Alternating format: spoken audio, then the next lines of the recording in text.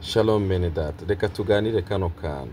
Birashoboka ko bakwigishije ijambo ry'Imana cyangwa se umaze igihe kinini, imyaka myinshi ugiga, uryumva, uribamo, ariko reka nkubwire kano kantu ukwiriye kumenya.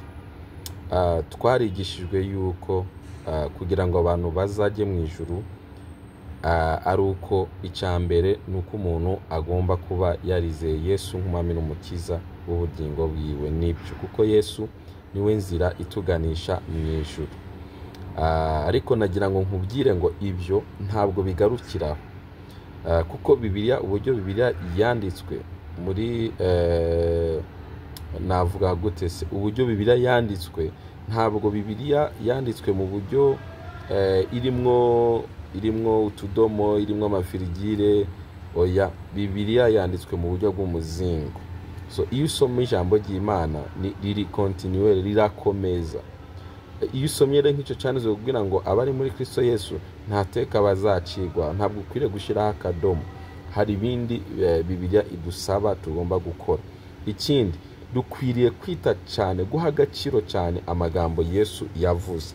Reka nguhe urugero, niyo mpamvu nakoze ino video.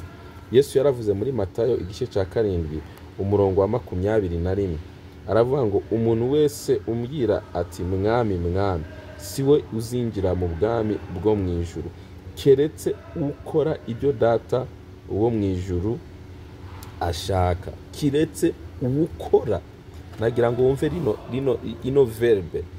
ino verb ukora, kiretse ukora ibyo data wo mu ijuru ashaka. Now harimo ikintu cyitwa ukora. Yes, nibyo step ya mbere warayikoze. Data wo mu ijuru arashaka ko abantu bizera Yesu nk'umwami n'umukiza. Iyo warayikoze. Icya kabiri rero, kiretse ukora ibyo data wo mu ijuru agomba. Niba data wo mu ijuru atubuza gusambana, gusambana ni action, ni igikorwa, ukaba ubikora, ndakubwiza ukuri ntabwo uzajya mu ijuru.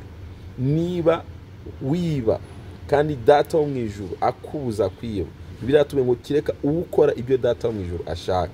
Data wo mu ijuru ntago ashaka ko dusambana, data wo mu ijuru ntago ashaka ko twiba, data wo mu ijuru ntago ashaka ko tugira uburiganya, data wo mu ijuru ntago ashaka ko tugira ishari, data wo mu ijuru ntabwo ashaka ko tugira amacakubira amoko. Data wo mu ijuru ntashaka ko tuba mu byaha, ntago abishaka pe.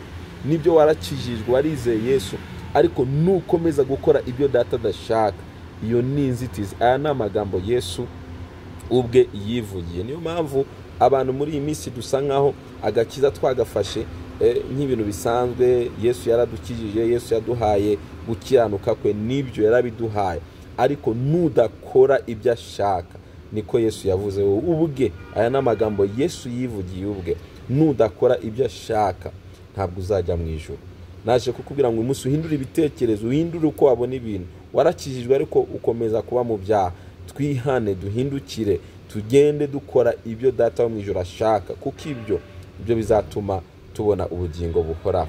Imana idufashe. Hinduka, nanjye mpinduke, twihane, duhindukirire Imana, tugendere mu nzira z'iby'Imana ishaka, dukora ibyo data ashaka ko dukora.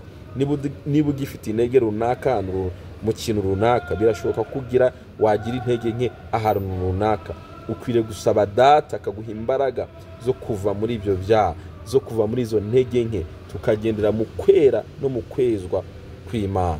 Imana idufashe cyane. Imana bagire neza, dukora ibyo data ashaka, tubyongereho mu kwizera kwacu. Kwizera kwacu tugenda tukongeraho ibindi kugira ngo dukomeze kugendera mu nzira z'Imana. Imana ibahe umugisha kandi Imana ibagire neza. Imana itwambike imbaraga twese zo kubaho ubuzima bwo gukora ibyo data ashaka. Mwarahezagiwe. Shalom shalom.